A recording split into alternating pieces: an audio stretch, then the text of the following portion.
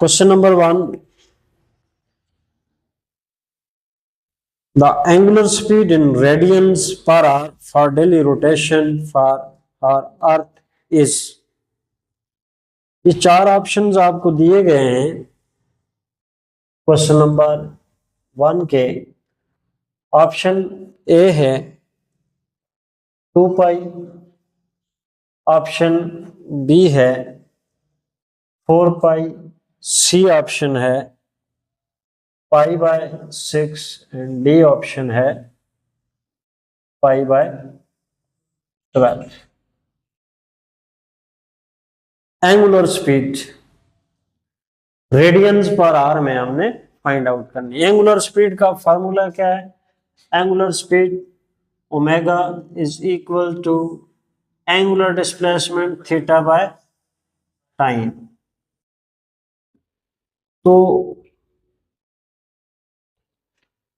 For daily rotation यानी एक rotation के लिए आपने निकालना है। एक रोटेशन में यानी एक दिन में कितने और उसका पाई एक सर्कुलेशन यानी अर्थ है जब अपने एक्सिस के अबाउट, यानी ये पॉइंट ए है, जब अपने एक्सिस के अबाउट ये रोटेट करेगी तो एक सर्कल कंप्लीट होगा।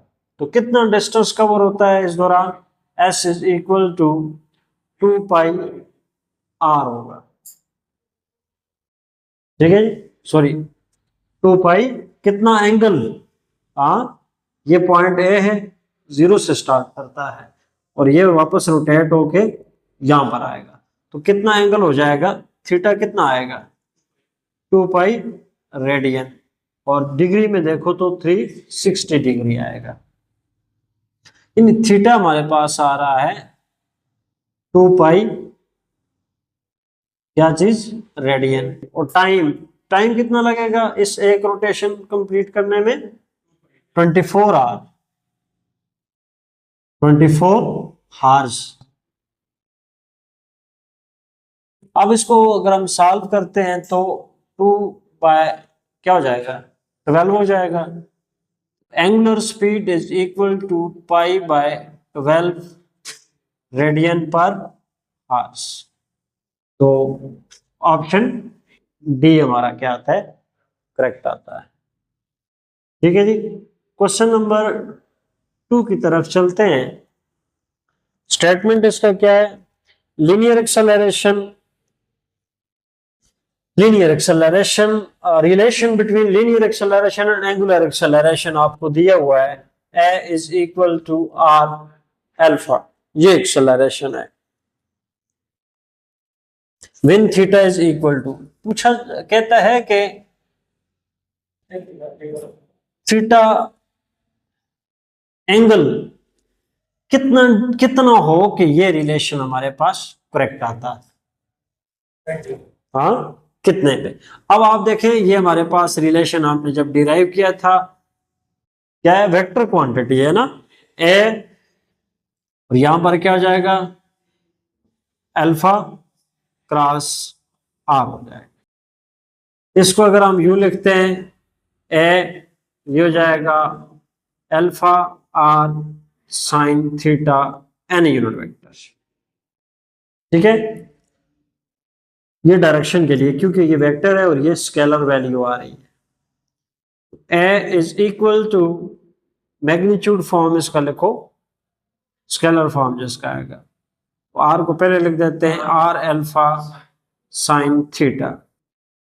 ए is equal to r alpha sine theta कितने का आएगा? 90 डिग्री का, क्योंकि एंगुलर मोशन में आपके पास ये रेडियस आ जाता है आर, और अगर ये एंटी क्लॉकवाइज डायरेक्शन में मोशन हो रहा है इसमें, तो इसकी जो एंगुलर एक्सेलरेशन अल्फा की जो डायरेक्शन होगी अलोंग द एक्सिस होगा, यानी अलोंग दिस मार्कर, इस डायरेक्शन में होगा जिधर हमारा अंगूठा जा रहा है।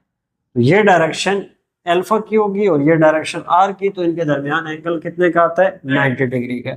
साइन 90 कितना हो जाता है? 1 हो जाता है। पीछे जो रिलेशन है a is equal to r alpha रह जाता है, यानी थीटा की जो वैल्यू आ रही है वो कितनी है? 90 डिग्री। तो इन ऑप्शंस में 3 है, ऑप्शन है 0 डिग्री, बी 180 डिग्री, सी 360 डिग्री और D 90 degree. 90 degree is correct. Number 3, a particle is acted upon by a force of constant magnitude which is always perpendicular to the velocity of particle. The motion of a particle take place in a horizontal plane. कि जो situation बताई जा रही है वो कुछ इस तरह है कि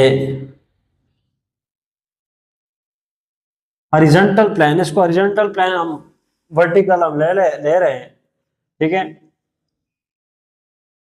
तो ये कोई सर्कुलर पाथ है और ये इसका रेडियस r मान लेते हैं। Particle is acted upon, that is the particle, by a force of constant magnitude which is always perpendicular to the velocity of the particle. अब इसकी जो वेलोसिटी है, लीनियर वेलोसिटी पार्टिकल ये है, जब इस along the x circular path ये move करेगा तो लीनियर वेलोसिटी की डायरेक्शन क्या होती है? along the tangent, along the tangent, ये लीनियर वेलोसिटी आ जाती है। अब इस पार्टिकल को सर्कुलेट करवाने के लिए जो फोर्स होगी वो सेंट्रीपिटल फोर्स होगी और उसकी डायरेक्शन ऐसे ओ की तरफ हो और एंगल बन रहा है हमारे पास यहाँ पर 90 डिग्री। तो ये फोर्स और ये वेलोसिटी एक दूसरे के क्या हो रहे हैं? परपेंडिकुलर हो रहे हैं, ठीक है जी। The motion of particle take place on horizontal plane, it follows linear momentum is constant, velocity is constant, it moves in a circular path, particle moves in a straight line। तो हमारे पास जो most suitable option इसमें आ रहा है वो क्या है? It moves along circular path, कि बॉडी जो है वो सर्कुलर पाथ पर चलेगी। ऑप्शन कौन सा है इसमें करेक्ट आ रहा है जी? सी पार्ट इसका correct. Fifth question number 5, a body moving in a circular path with constant speed has, एक बॉडी है जो इस तरह के सर्कुलर पाथ पर मूव कर रही है। स्पीड कैसी है? कांस्टेंट है। Speed is constant. दो टर्म होती है, एक वेलोसिटी और एक speed. What is speed? Magnitude of velocity. जब सर्कुलर पाथ पे बॉडी चलती है तो वेलोसिटी का डायरेक्शन हर पॉइंट के ऊपर क्या हो रही होती है? चेंज हो रही होती है, लेकिन उसकी स्पीड कांस्टेंट हो सकती है। यहां पे हमें बताया गया कि स्पीड क्या है? कांस्टेंट है। तो कांस्टेंट एक्सेलरेशन, जो बॉडी है वो सर्कुलर पाथ पे चल रही है, उसकी कौन सी चीज है? क्या एक्सेलरेशन कांस्टेंट है, कांस्टेंट रिटार्डेशन है, वेरिएबल एक्सेलरेशन है, वेरिएबल स्पीड है, कांस्टेंट वेलोसिटी है? पहली बात तो ये है कि ऑप्शन सी को चेक करो, option number D variable speed. तो ऊपर क्वेश्चन में कहा गया है कि कांस्टेंट स्पीड, यहां पर डी ऑप्शन गलत हो जाता है। सी को देखें जी, वेरिएबल एक्सेलरेशन, मैग्नीट्यूड की बात हो रही है। किसकी बात हो रही है? मैग्नीट्यूड पे। तो मैग्नीट्यूड उसका कांस्टेंट रहेगा, एक्सेलरेशन का मैग्नीट्यूड कांस्टेंट रहेगा। क्यों एक्सेलरेशन का मैग्नीट्यूड कांस्टेंट रहेगा? क्योंकि जो वेलोसिटी की मैग्नीट्यूड है वो हमारे पास कांस्टेंट है। तो फिर ऑप्शन कौन सा करेक्ट आता है? ऑप्शन ए करेक्ट आता है कि एक्सेलरेशन इज कांस्टेंट। तो पार्ट नंबर जो फिफ्थ है, फिफ्थ का ऑप्शन ए करेक्ट आता है। क्वेश्चन नंबर 6 में चलते हैं। तो astronauts appear weightless in space because space astronauts, यानी आपकी सैटेलाइट में जो पर्सन है, एस्ट्रोनॉट्स हैं, हवाबाज हैं, वो वेटलेस की, दे हैव नो वेट, वो फील करते हैं कि हमारा कोई वेट नहीं है। कहता है कि इसकी वजह क्या है? There is no gravity in space, number 1। Number 2, there is no floor pushing upward on the, floor होता है, फ्लोर होता है, ठीक है जी। Satellite is freely falling. Most suitable कौन सा है? अब बच्चे ने जो सैटेलाइट्स वाले चैप्टर्स पढ़े हैं आर्टिफिशियल ग्रेविटी पड़ी है या वेटलेस पड़ा है तो बच्चा कहता है देयर इज नो ग्रेविटी, बच्चा ये कह देता है। वहां पर तो ग्रेविटी होती ही नहीं है ना, ग्रेविटी सैटेलाइट की अपनी ग्रेविटी तो नहीं है, सैटेलाइट पर ग्रेविटी अमल कर रही है, इस बात से तो हम इनकार नहीं कर सकते, ग्रेविटी तो है। लेकिन बंदा क्यों वेटलेस है? क्योंकि सैटेलाइट क्या है, फ्रीली फॉलिंग ऑब्जेक्ट है, तो फ्रीली फॉलिंग ऑब्जेक्ट के अंदर जो भी चीजें होती हैं वो वेटलेस में आ जाती हैं। ऐसा फील होता है कि उनका वेट नहीं है, बट ओवरऑल अगर आप जनरली देखें तो उनका वेट होता है, अगर आप किसी और फ्रेम ऑफ रेफरेंस से उनको ऑब्जर्व करें। तो ऑप्शन कौन सा करेक्ट आ रहा है जी? C option. क्वेश्चन नंबर 5 का, सॉरी क्वेश्चन नंबर 6 का ऑप्शन नंबर सी करेक्ट है, which is satellite is freely falling, option C. Which one is constant for a satellite in orbit? Question number 7 में पूछा जा रहा है कि फॉर अ सैटेलाइट, जब एक सैटेलाइट अपने ऑर्बिट में घूम रही होती है, ये एक सैटेलाइट है, एस इज सैटेलाइट, ये अपने ऑर्बिट में क्या कर रही है, घूम रही है। अभी ये जो पिक्चर हमारे सामने है, ये पिक्चर, ये डायग्राम हमें ये बता रही है जैसा कि इसका जो ऑर्बिट है ये टोटली राउंड है, हाँ गोल है, बट प्रैक्टिकली ऐसा नहीं होता। ऑर्बिट एलिप्टिकल होता है। कैसा होता है? एलिप्टिकल होता है, यानी अर्थ की जो शेप हम राउंड ड्रा करते हैं प्रैक्टिकली ऐसा नहीं है। लेकिन एक बात याद रखिएगा, अर्थ की शेप 100% राउंड भी है और नहीं भी है, लेकिन वो दो सूरतें हैं। अगर अर्थ अपने एक्सिस के अबाउट स्पिन करना स्टॉप कर दे, ठीक है जी, अपने एक्सिस के अबाउट जो 24 आवर में एक चक्कर मुकम्मल करती है, ये इसको स्टॉप कर दे तो फिर अर्थ की शेप कैसी होगी? गोल होगी, समझ आइए।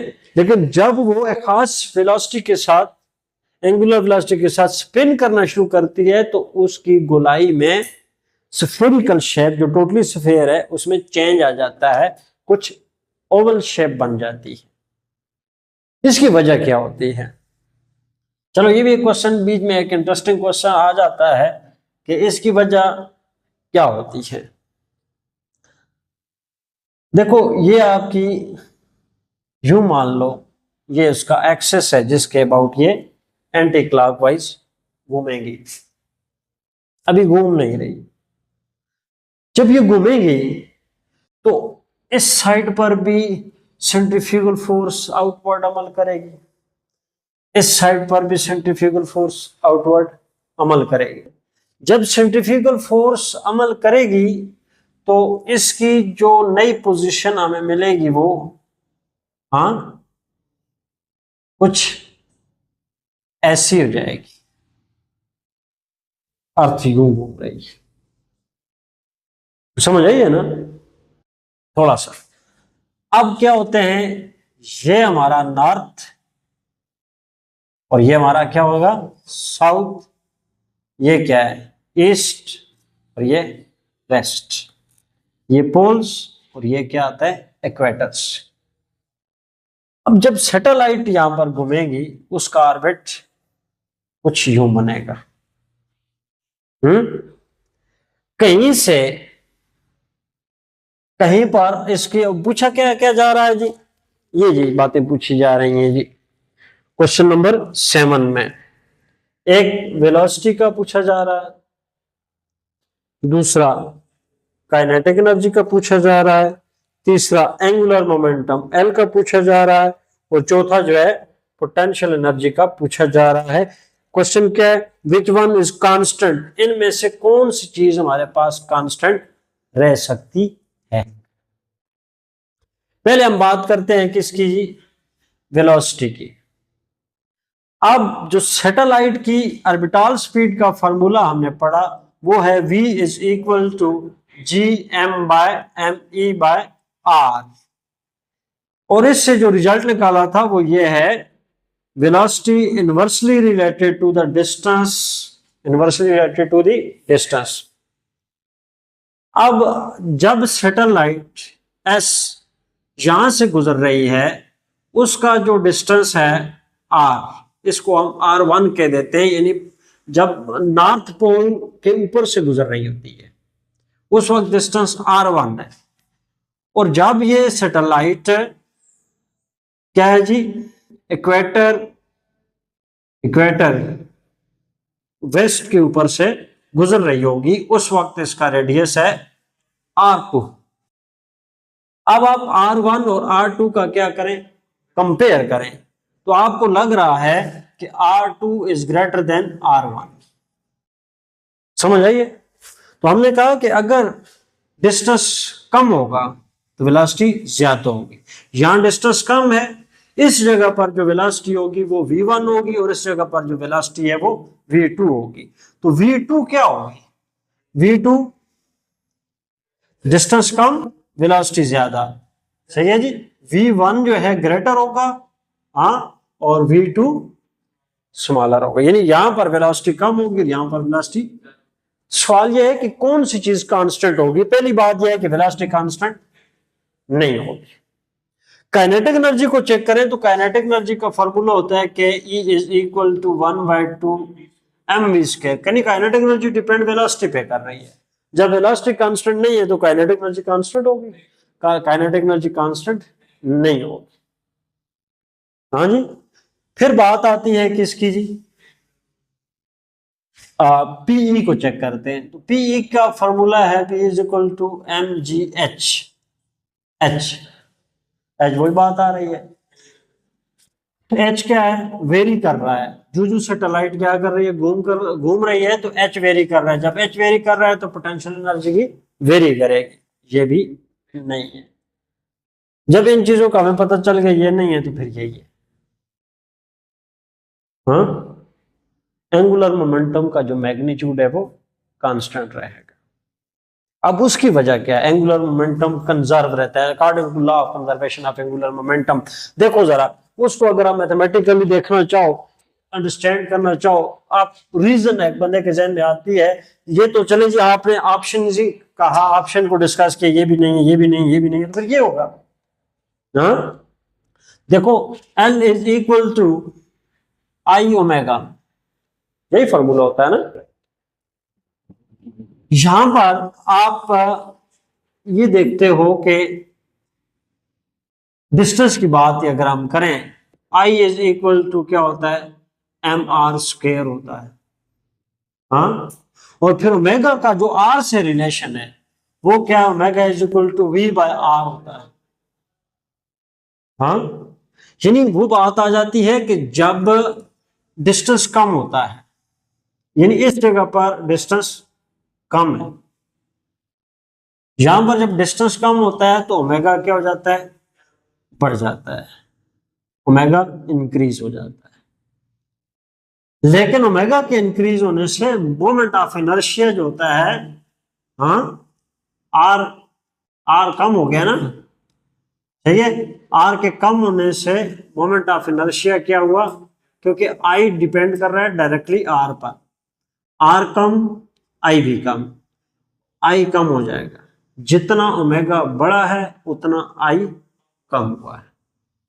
अब जब आप एस के बजाय वेस्ट पे आते हो, यहां पर क्या हो जाता है, ये सारा सिस्टम उलट जाएगा। ठीक है, आई इंटू ओमेगा, ओमेगा इंक्रीज हुआ तो यहां पर ओमेगा क्या होता है, डिक्रीज हो जाता है। क्यों ओमेगा डिक्रीज हो जाएगा, कि यहां से यहां तक जो फासला है इसकी निस्बत ये फासला बढ़ चुका है। फासला जब बढ़ेगा तो ओमेगा और आर इनवर्सली रिलेटेड है, ओमेगा क्या हो जाएगा, कम हो जाएगा। ओमेगा कम हो गया, आर के बढ़ने से हाँ आई क्या हो जाएगा, बढ़ जाएगा। कुछ समझ आइए। यहां ओमेगा, इस ओमेगा क्या हुआ, डिक्रीज हुआ। जितना ओमेगा डिक्रीज हुआ इतना आई क्या हो गया, बढ़ गया। क्या एल पर कोई फर्क पड़ रहा है, जितना कम हुआ उतना इंक्रीज हो गया। समझ आइए। मिसाल है, यहां पर आई था 2, ओमेगा था लेट 3, तो आंसर क्या आ रहा है 6। ओमेगा में हम कह रहे हैं ना कि यहां पर जितना ओमेगा कम हुआ उतना आई बढ़ गया, यानी आई 3 हो गया और ओमेगा क्या हो गया 2। आंसर क्या ले रहे हैं हम 6। ये मैथमेटिकली भी हमने इसको देख लिया कि इन चीजों की हमें समझ आ गई कि क्यों कांस्टेंट नहीं है और इसकी समझ आ गई कि क्यों कांस्टेंट है। एक तो ये बीच हमें यहां से रास्ता मिलता है कि ये कांस्टेंट नहीं है तो फिर यही होगा। फिर सवाल अगर ये पूछा जाता है कि ये क्यों कांस्टेंट रहेगा तो इसको भी आपने देख लिया है। अगला क्वेश्चन देखते हैं, क्वेश्चन नंबर 8।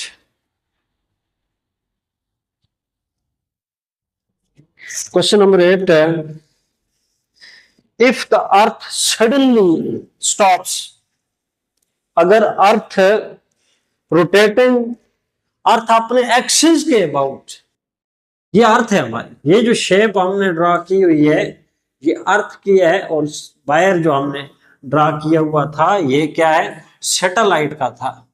चलें इसे रिमूव कर देते, ठीक है जी, और ये इसका एक्सेस ही आ रहा है, ठीक, ये एक्सेस। ऐसे अर्थ क्या कर रही है एंटी क्लॉकवाइज रोटेट कर रही है। कहते हैं कि अर्थ अगर सडनली रोटेट करना स्टॉप कर दे इसकी शेप चेंज हो जाएगी नहीं हो जाएगी? और चेंज हो जाएगी ना भाई। ऐसे ओवल शेप किस वजह से बनी? स्पिनिंग मोशन की वजह से बनी। स्पिनिंग मोशन जब स्टॉप हो जाएगी तो फिर इसकी शेप कैसी हो जाएगी? इसकी शेप ऐसी हो जाएगी। पहले जो है यहां पर इक्वेटर, ये इक्वेटर है,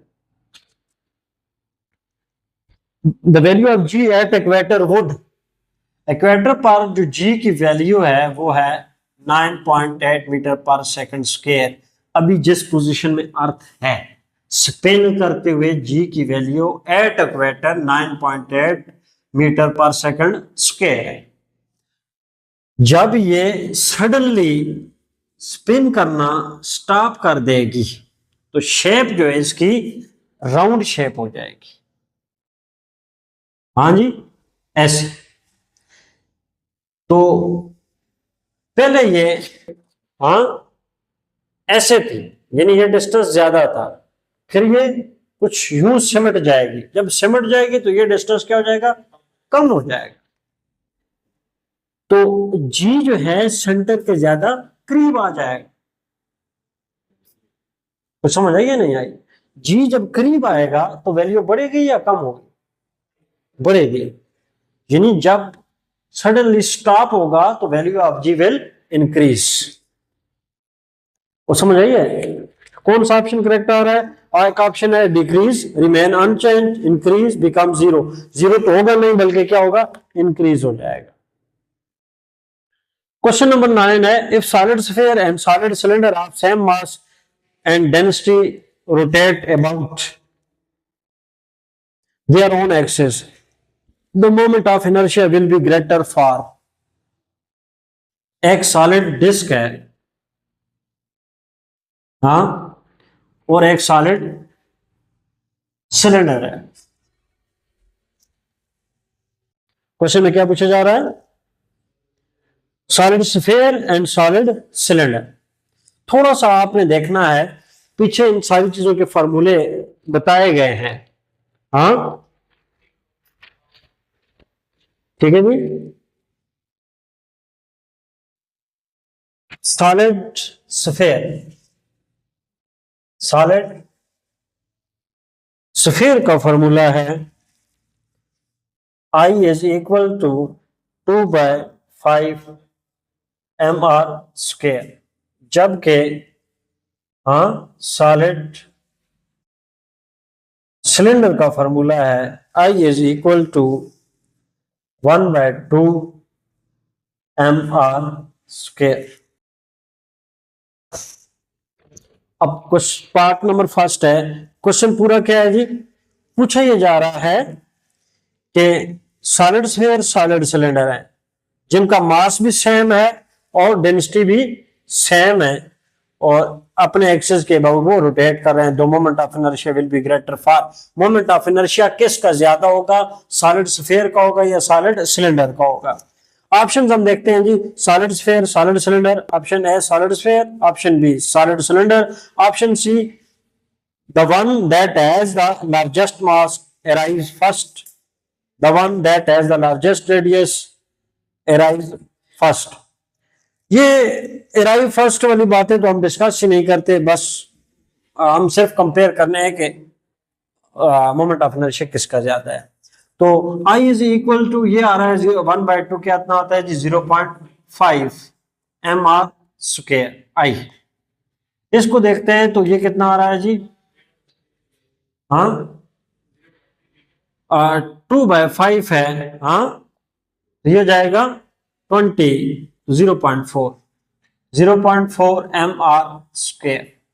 m मास सेम है, उसने खुद कहा है, रेडियस भी सेम हो गया है, फर्क किसका आ रहा है 0.5 0.4 से ज्यादा है। इसका मतलब क्या हुआ, moment of inertia of solid cylinder is greater.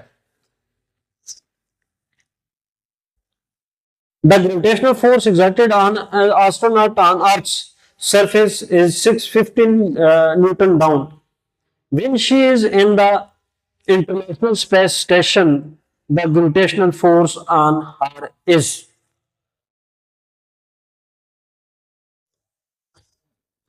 देखो, अर्थ पर, on the surface of earth, g की वैल्यू जो है 9.8 मीटर पर सेकंड स्क्वायर होता है। स्पेस में जब इसको आप एक कंसिडरेबल हाइट तक एक ऑब्जेक्ट लेके चलते हो, वहां पर जी की वैल्यू क्या होती है, इसके अंदर एक कंसिडरेबल चेंज आता है।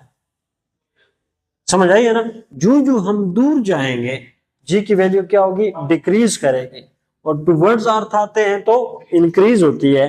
ऑप्शन देखते हैं कि वो जो एस्ट्रोनॉट है स्पेसशिप में मौजूद है, उस एस्ट्रोनॉट पर ग्रेविटेशनल फोर्स कितनी होगी। Larger, exactly the same, exactly same से मुराद की जितनी ऑन द सरफेस ऑफ अर्थ पर होगी क्या उतनी सैटेलाइट के अंदर भी उस पर होगी। Smaller, merely but not exactly zero, option C है स्मॉलर, यानी यहां पर फोर्स ऑफ ग्रेविटी क्या हो जाएगी, कम हो जाएगी। सी ऑप्शन नंबर कौन सा रहा है, सी ऑप्शन है, फोर्स कम हो जाएगी। क्वेश्चन नंबर 11 है, a solid cylinder of mass m and radius r rolls down an incline without slipping. Its moment of inertia about an axis through its center of mass is mr square by 2. हाँ, ये एक incline plane है, ये topic भी हमने किया था। हाँ, और इस पर क्या क्या चीजें हैं जी, solid cylinder of mass m, solid cylinder है, ये सॉलिड सिलेंडर हाँ मूव कर रहा है अलोंग दिस डायरेक्शन, और इसका मोमेंट ऑफ इनर्शिया जो है वो I is equal to 1/2 mr square है। ये बात बताई जा रही है, ये इस डायरेक्शन में आ रहा है। At any instant while in motion, अच्छा ये रोटेट कर रहा है, स्लिप बिल्कुल भी नहीं कर रहा, ठीक है। कहता है कि यहां से यहां तक आते हुए किसी भी लम्हे, यहां पर किसी भी लम्हे अपनी मोशन के दौरान, it's rotational kinetic energy about its centre of mass, rotational kinetic energy. अच्छा, जब ये डाउनवर्ड मूव कर रहा है करेगा तो यहां पर दो किस्म की काइनेटिक एनर्जीज होंगी, rotational kinetic energy as well as linear kinetic energy होगी। Its rotational kinetic energy about its centre of mass is what fraction of its total kinetic energy. हाँ, टोटल काइनेटिक एनर्जी के कितने fraction के मुताबिक होगा। तो आप देखें जो रोटेशनल काइनेटिक एनर्जी आती है, अब मान लें कि काइनेटिक एनर्जी जो है आपके पास टोटल काइनेटिक एनर्जी, दो काइनेटिक एनर्जी के सम के बराबर होगा। दो काइनेटिक एनर्जी जो है, ये आ गया काइनेटिक एनर्जी कौन सी, ट्रांसलेशनल, और ये काइनेटिक एनर्जी आ गया कौन सा, रोटेशनल। तो ट्रांसलेशनल काइनेटिक एनर्जी 1/2 mv² आ जाता है, हाँ, plus rotational kinetic energy 1/2 I ω²। और 1/2 I की वैल्यू यहां पर डाल दें, हाँ, I की वैल्यू यहां पर आप डाल देते हो, I की वैल्यू क्या है, 1/2 mr², और साथ में क्या है, ω²। ओमेगा की वैल्यू क्या है, omega is equal to V/R। अगले स्टेप पर वो डाल देते हैं 1/2 mr², और ओमेगा की वैल्यू V², ऊपर स्केयर है, V² भी जाएगा और R² भी जाएगा। R हम यहाँ पर कैपिटल डाल देते हैं क्योंकि फॉर्मूले के मुताबिक R² से क्या हो जाता है, कैंसिल हो जाता है। तो 1/2, हाँ, ये बाय 1/2, अंदर क्या है हमारे पास, 1/2 mv² plus 1/2, and this is what, 1/2 mv² क्या होता है, काइनेटिक एनर्जी होता है। क्या होता है, काइनेटिक एनर्जी। उसके कितने फ्रैक्शन के बराबर आ रहा है, 1/2 के बराबर आ रहा है। 1/2, 1/4, 1/3, 2/5, तो क्या आता है, 1/2 के इक्वल आता है। तो ये हमारे क्या थे जी, मल्टीपल चॉइस क्वेश्चन से चैप्टर नंबर 5 के। तो नेक्स्ट इंशाल्लाह we will discuss the remaining 2 parts of the exercise. ठीक है।